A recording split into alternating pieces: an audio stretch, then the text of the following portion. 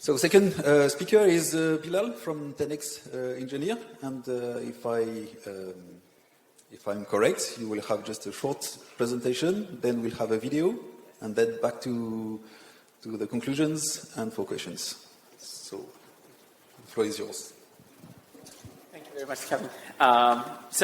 Yes, as Kevin mentioned, the speaker of this talk is my colleague Saad. Unfortunately, he couldn't make it. So I'm going to give you a quick introduction, and then we'll switch over to Saad for more details, and then we'll open up for questions. So yeah, big shift. I'm not going to talk about supply chains or digital sovereignty. Very low-level stuff of how you run AI models on RISC-V silicon. So that's really what we're going to talk about. But before we do, want to sort of give you a quick introduction of what 10X does. So we are a RISC-V services company. We were born in RISC-V. We started working in RISC-V as we were born, and we have done everything around RISC-V since we've been working, which is for about 4 years. Today, we're a team of about 100 engineers, and there are 3 areas within RISC-V where we work. One is RTL design and verification. Many of you who know me and who know 10X know our work in design and verification stuff. We also provide a cloud service. If you're a software developer and want to run something on RISC-V, we are a RISC-V lab partner. Andrea mentioned that in his talk. You have access to free hardware, free RISC-V hardware to actually do app development. And then today what we're going to talk about, which many of you don't know, for the first time, we're going to talk about the work that we've done on the AI ML side, especially contributions to the upstream IREE project, which is an open source project for AI compilers, enabling RISC-V or improving support for RISC-V in IREE. So that's what we're going to talk about. But before I go there, I know there are a lot of college students here, and the constant the complaint that I hear is, why should I go in hardware? AI is everything. So what I found interesting was just a few days ago, Andrea Karpathy, who was one of the co-founders of OpenAI, put out this tweet. And I thought, I am going to use this tweet in my presentation to students every single time. So he said, I learned all about, OFN, complexity, and all of that. I forgot to learn about computer architecture and parallelism and data locality. So if you're a computer science student and you're wondering, why am I in RISC-V? Why are these guys trying to teach me how a processor works? Kids, don't be like Andrea. Learn about computer architecture. This will help you. He's realizing it now, but it's a good idea to start learning these things because they really matter. And I think one of the best ways for people who are more comfortable with software to try and learn about hardware is to start writing these microkernels that essentially exploit the parallelism or exploit the hardware artifacts to provide performance at the software level. So that hopefully this motivates you a little bit about the talk today as well. So we'll talk about generative workloads, what's happening in them. That should not be a surprise to anyone who has tried to run these workloads on hardware.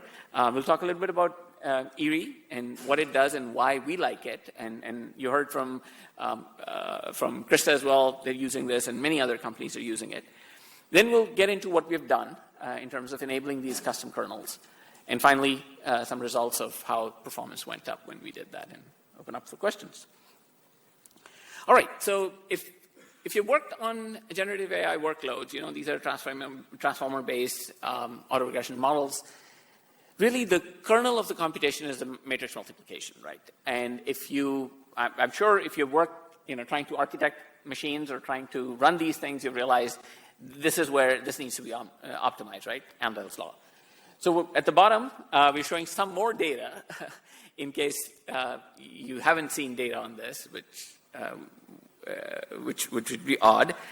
So here you see LLM, Llama 3.2, 1 billion parameters running for text generation, so chatbot model. And almost 95% of the time in the pre-fill stage and somewhat lower, but still pretty high, time in the decode stage is actually spent doing matrix multiply.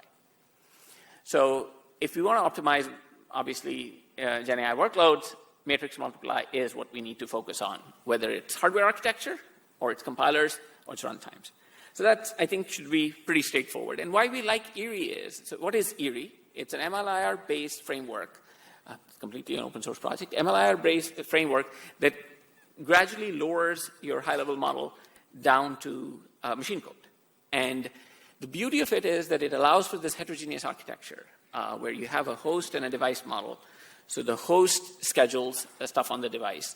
So it's very agnostic to the exact architecture of your that you're implementing.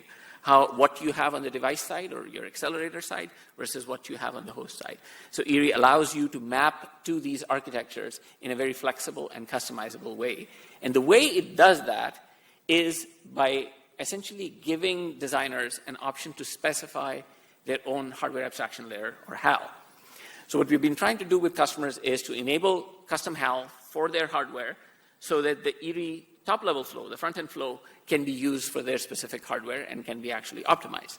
But once you're done with that, in order to get true value out of your hardware, you need custom microkernels.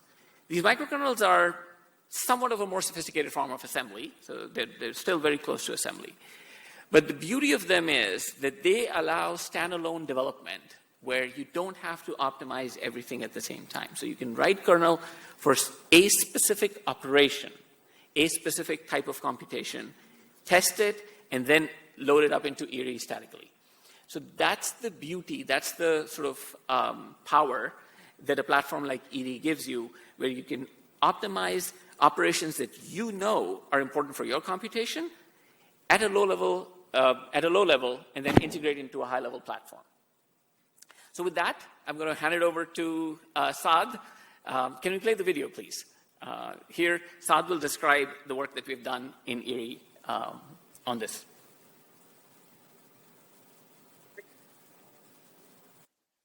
Thanks, Bilal. Hello, everyone.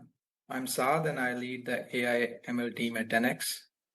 Sorry, I couldn't join you in person, but I'm here in Pixels. Allow me to start with a quick overview of how microkernels are used in the IREE compiler flow. The kernel of interest to us is the matml, and in CPU setting, we want a matml operator that uses the cache hierarchy effectively. This has been done in x86 and ARM64 using MMT4D op. Here, I'm showing the relevant parts of MLIR and pass pipeline in IREE to realize an MMT4D op for RISC-V. We start in the lineage dialect of MLIR and utilize encoding pass in IREE to divide matml into pack, MMT4D, and an unpack section. This is then lowered to an LLVM call after going through some more lowering passes. The microkernel is pre-compiled ahead of time, and we statically link it to LLVM. The question we should be asking is why MMT4D is better than matml-op. Consider the tiled matrix multiplication shown in the figure to understand vanilla matml-op. MLIR bufferizes tensors in a row major form. Memory access are non-contiguous, which leads to a low cache hit rate when processing large matrices. On the left-hand side matrix, there is a cache miss after every row within the tile, which becomes more granular on the right-hand side and result matrices, as shown in the graphics on this slide. These frequent misses accumulate and results in reduced performance of the matml operation. The performance gain of MMT4D lies in how we pack the data. IREE utilizes tensor pack op in such a way that the number of cache hits increases. Elements within each tile on the left-hand side, right-hand side, and the resultant tiles are stored contiguously in memory.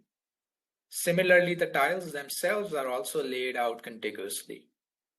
MMT4D then operates on these packed matrices to get effective cache utilization and performance acceleration. We have written RISC-V microkernels for FP16 input matrices and FP32 output matrix. As mentioned earlier, we are in a compute-bound regime in LLM prefill phase, and in a memory-bound regime during the decode phase of the large language model. And as such, this necessitates that we have separate microkernels for both of these operations. The tiling is done in a V-length aware fashion. Based on our experiments, where we optimize for register utilization, penalizing any spills and reloads, the best tile size for each phase is shown on the right side of the slide. And the optimal sizes for different VLANs are shown in the table. We have utilized VFCWD, VFMAC, VF instructions. The testing of the microkernels is done via fuzzing with random matrices of varying dimensions. The results are also compared with IREE upstream default matml path for correctness. Looking at the prefill phase result of MMT4D, where matrix dimensions are on the x-axis and G-flops are on the y-axis, we can clearly see a steady gain in MMT4D against matml as the matrix dimension increases. These results are measured on MILK5 Jupyter board with a V length of 256. It has 8 cores in RVA22 profile. At the kernel level, MMT4D for decode loses performance against matml-op. Matml operates better for small matrices as the impact of cache misses is low and packing cost dominates in MMT4D. For bigger matrices, the comparison becomes more competitive. Overall, it turns out that the boilerplate code is more dominant and more than 60% of the execution time is consumed by the pack-op. But we'll see later that with IREE, this packing cost can be evaded for every decode at the model level. While staying at the kernel level benchmarking, this graph shows that if register pressure is not handled with effective tile sizing, the performance can degrade tremendously. The regression helps us in identifying the best tile sizing under a given V-length for a range of matrices commonly found in GenAI models.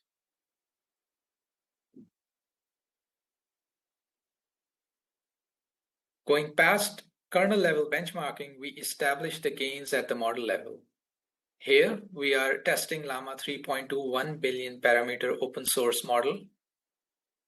First, the correctness of the 10x microkernels is established by comparing zero-shot accuracy of downstream tasks of the model against upstream IREE, and it checks out fine. Looking at the performance, we see big gains.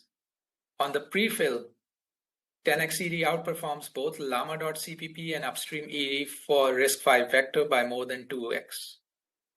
On the decode side, the gains are as high as 50x. But if you recall, there were no gains in decode phase at the kernel level. So what exactly happened here? It turns out pack-ops are executed once during the prefill, while the compiler optimizes and does not do packing again in every decode phase, leading to a higher performance gain. One-time packing still incurs the overhead during the prefill phase, but then we had big gains in the kernel itself during the prefill, which gives us a net positive result across the board. These results are benchmarked on a MILK5 Jupyter board.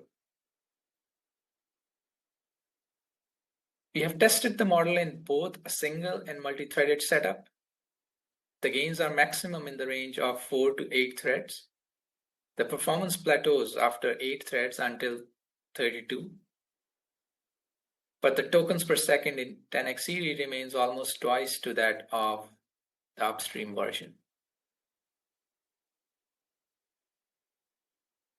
In the decode phase, the gains are more pronounced, as expected with the sweet range lying between 4 to 12 threads, where the results are more than an order of magnitude better than that of the upstream IREE generated RBB code.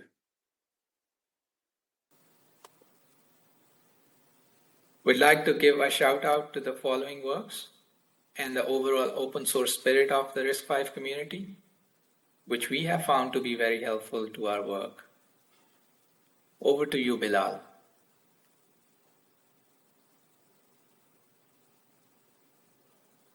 All right. Thank you. So I know that was very deeply technical, but I hope it gives sort of, even if you're not from this domain, it gives you a flavor for what it takes to really optimize these models. It's not a matter of a push-button compiler that will, at least in our professional lifetimes, be able to compile these models. There's a race to build hardware. There's a race to build the compiler toolchains on top of those hardware, and the models are changing constantly.